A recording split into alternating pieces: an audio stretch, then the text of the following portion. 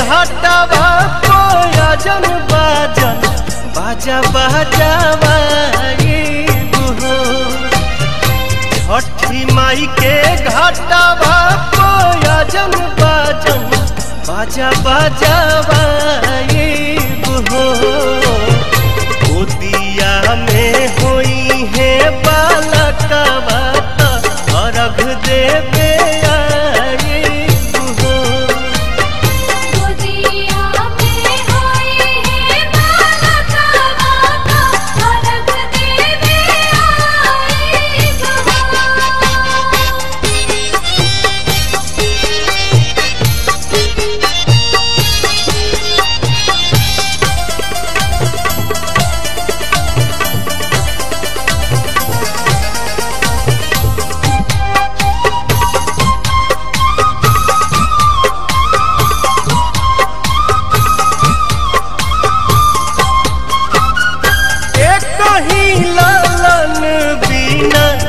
छने मनवा सुन सहन लागे हमरो घरवा अंगनवा।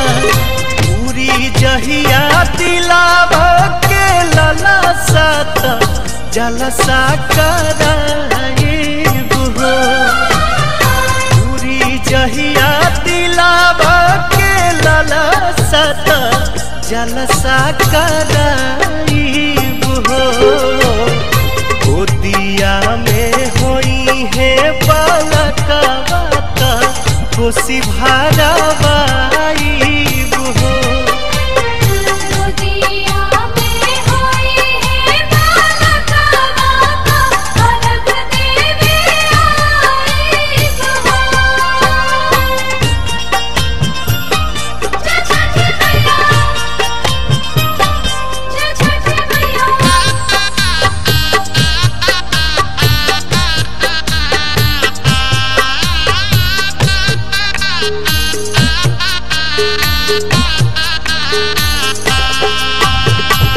मनवा में आस लेके रोवेले बझनिया। कहिया बसैबू छठी माई हमरो दुनिया।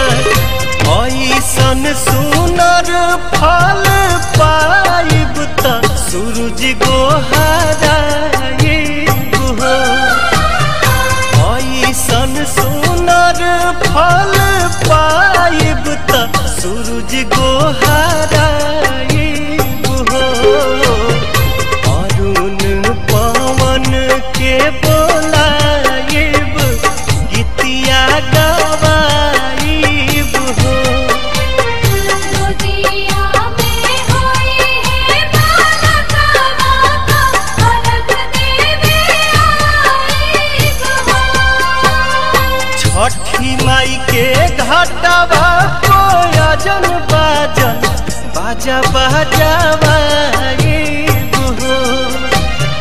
छठी माई के घाटवा कोयजन बाजन बाजा बजावाइब हो।